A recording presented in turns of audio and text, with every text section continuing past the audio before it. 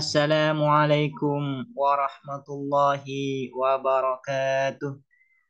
Bismillahirrahmanirrahim. Alhamdulillahi rabbil alamin. Wa bihi nasta'inu ala umuri dunya waddin.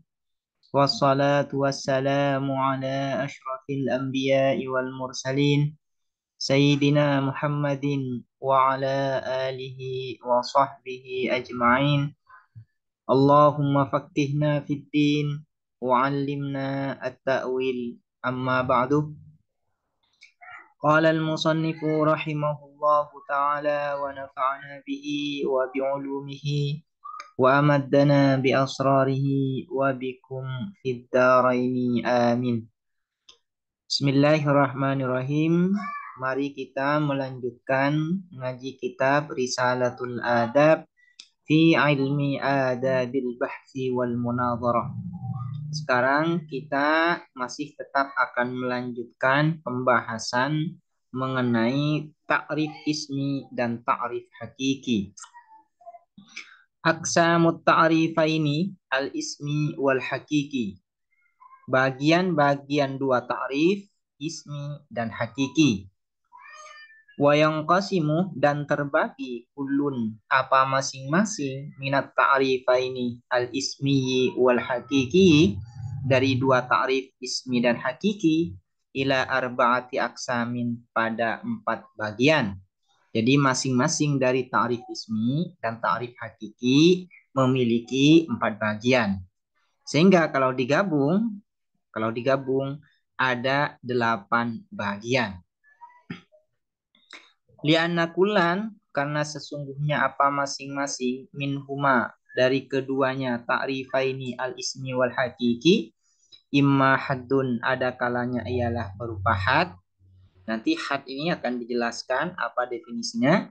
Wa imma rasmun dan ada kalanya rasm. Wa kullun minal haddi war rasmi dan masing-masing dan adapun masing-masing minal haddi dari had war rasmi dan rasm imma tamun ada kalanya ialah tam wa imma nakisun dan ada kalanya nakis.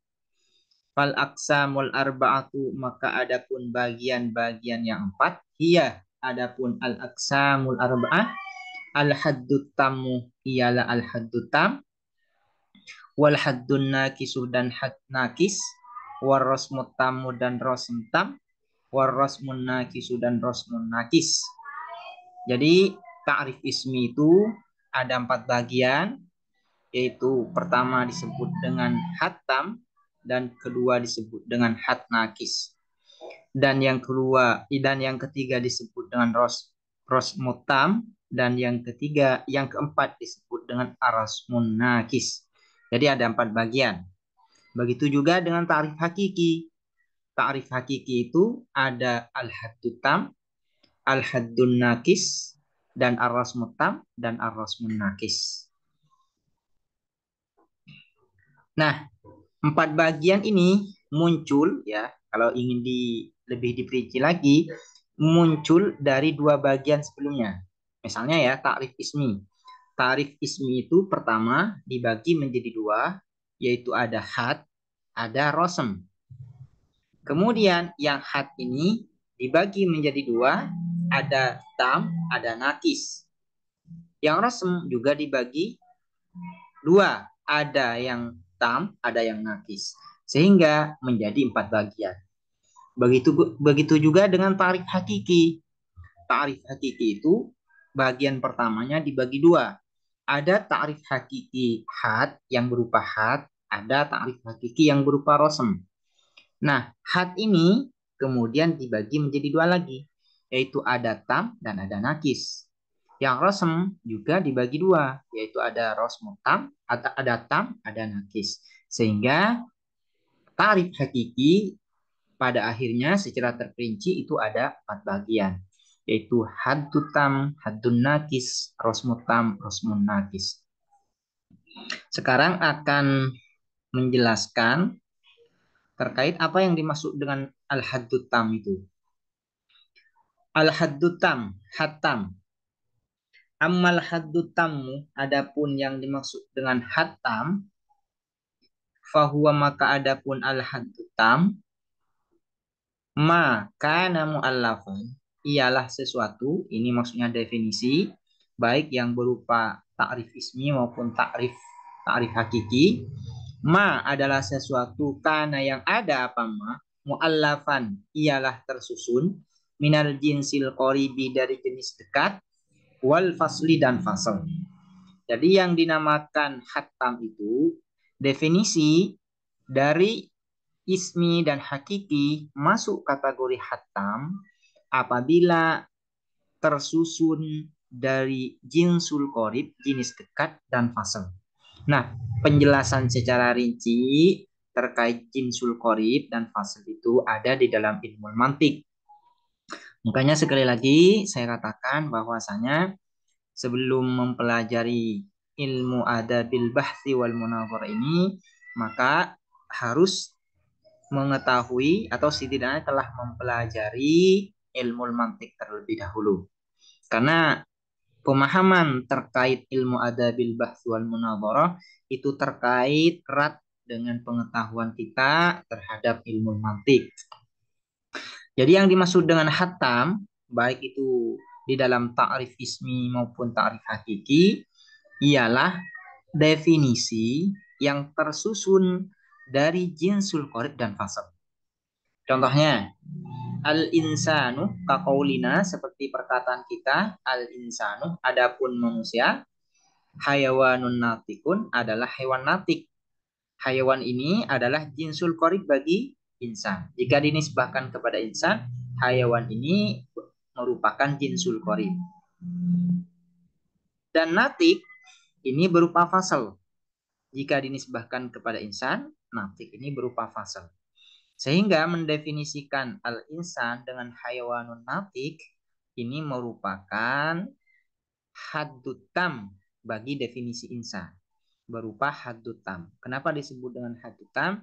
Karena definisi ini tersusun dari jinsul qorib, yaitu hayawan jika dinisbahkan kepada insan, dan tersusun dari fasal, yaitu berupa natik jika dinisbahkan kepada insan.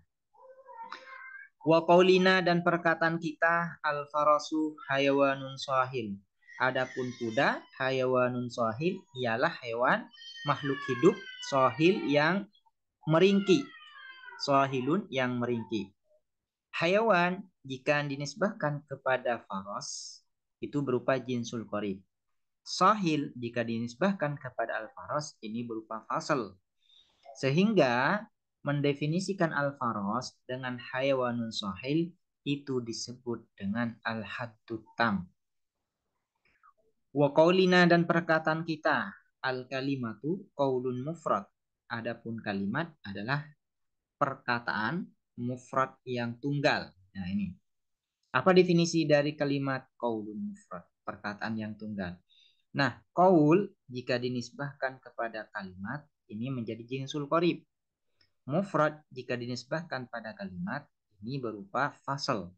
Sehingga mendefinisikan al-kalimat dengan qaulun mufrad ini termasuk al-haddu at-tam.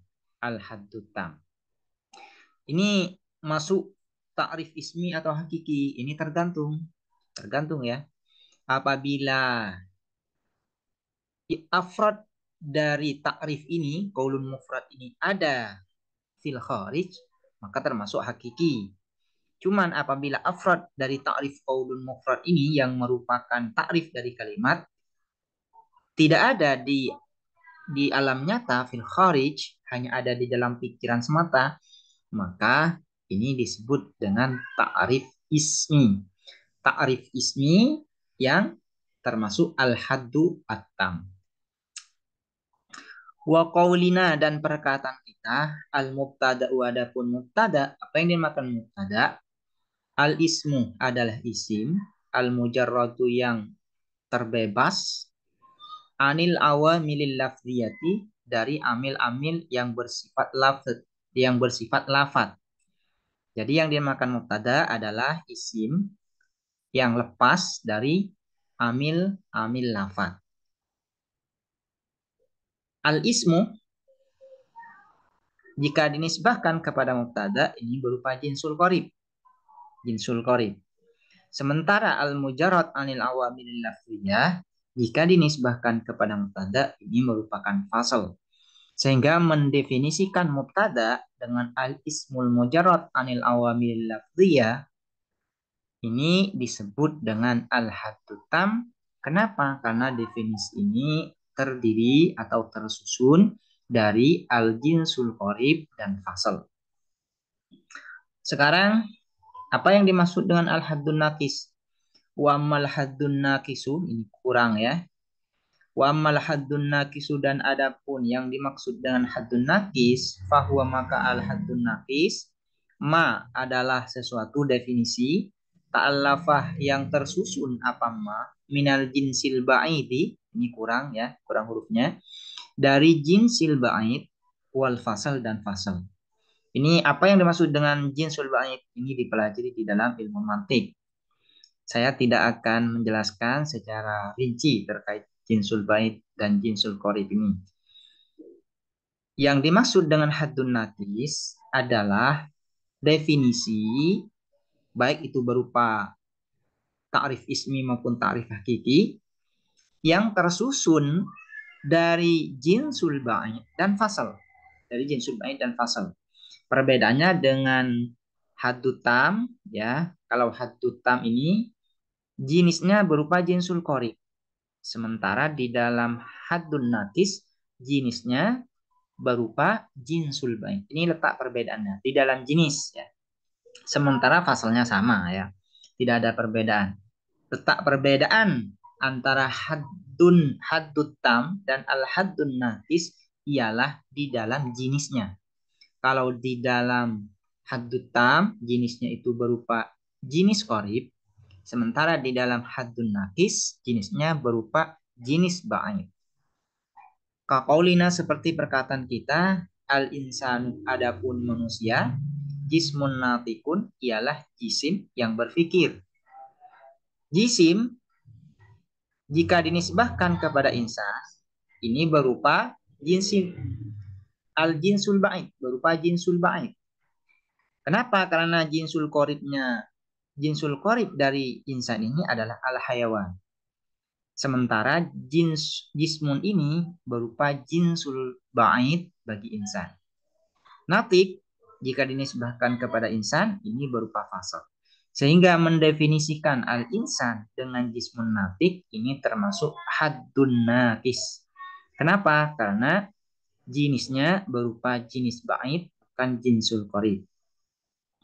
Wa qaulina dan perkataan kita al-farasu jismun sahilun. Adapun kuda adalah jisim yang meringkih. Sama penjelasannya ya.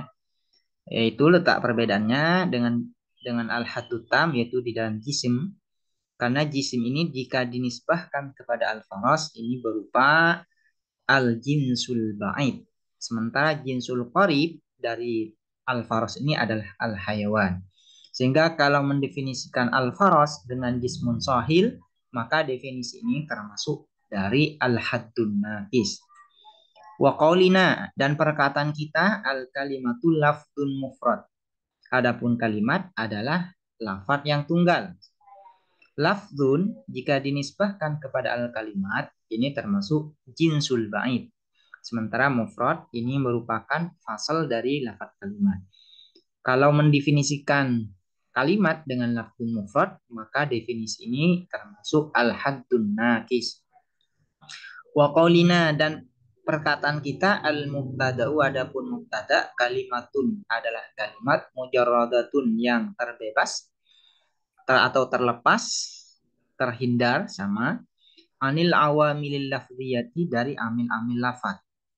Nah, kalimat jika dinisbahkan kepada mubtada ini berupa jinsul ba'id. Karena jinsul qarib dari mubtada ini adalah al-ismu, isim. Sehingga kalau mendefinisikan mubtada dengan kalimatun mujarradatun anil awamil lafziyah, maka definisi ini termasuk al-haddun naqis. Sementara fasalnya ini adalah mujarradatun anil awamil lafziyah. Ar-rasmut tam. Kemudian apa yang dimaksud dengan ar-rasmut tam?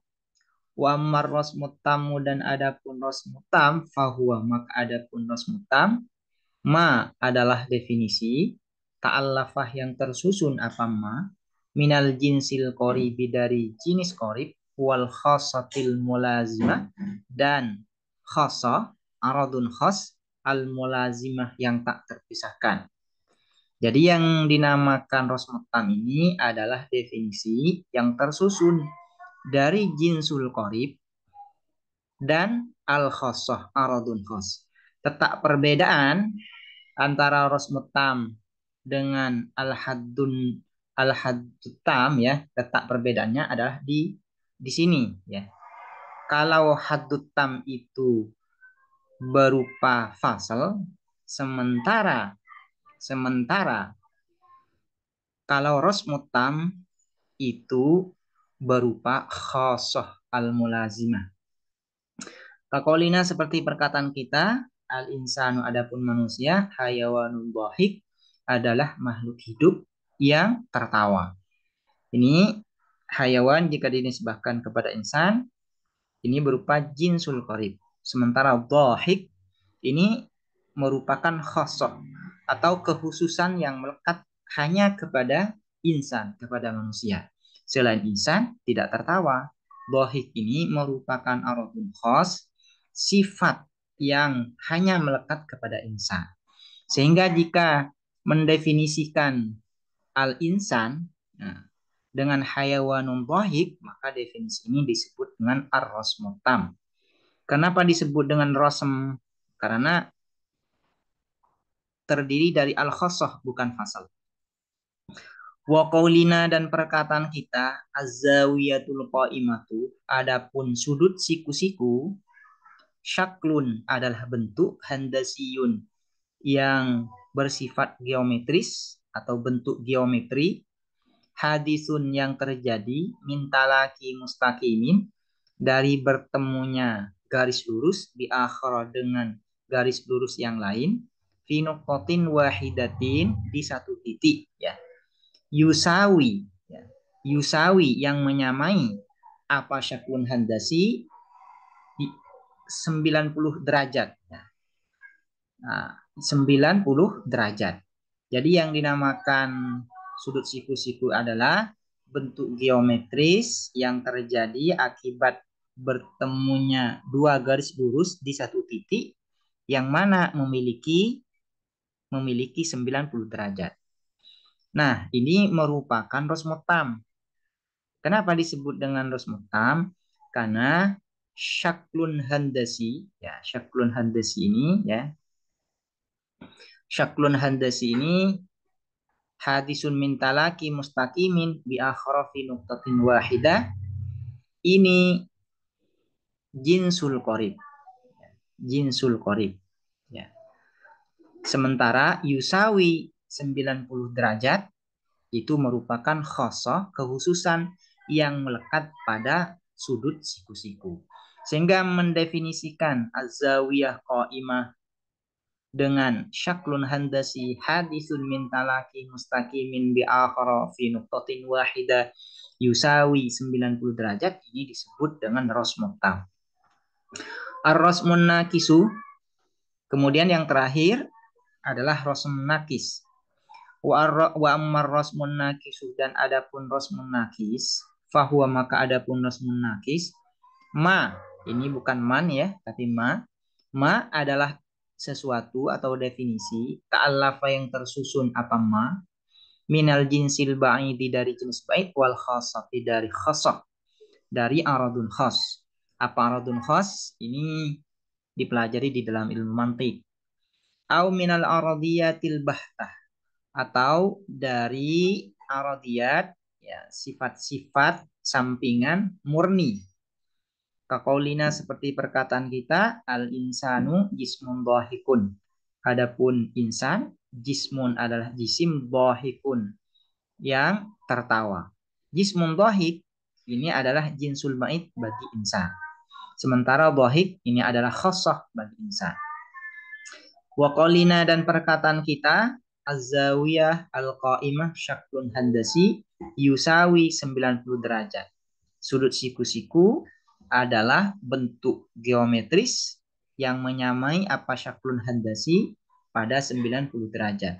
Mendefinisikan az-zawiyah al-qa'imah dengan syaklun handasi yusawi 90 derajat ini disebut dengan ar-rasmun nakis. Kenapa? Karena syaklun handasi ini tanpa menyebutkan hadisun min talaki mustaqimin bi akhara bi nuqtatin wahidatin, ini merupakan jinsul ba'id bagi az-zawiyah al-qa'imah. Sementara yusawi 90 derajat merupakan khassah bagi az-zawiyah al-qa'imah, sudut siku-siku. Ini adalah penjelasan mengenai bagian-bagian dari ta'rif ismi dan ta'rif hakiki. Semoga dapat dipahami dan bermanfaat. Assalamualaikum warahmatullahi wabarakatuh.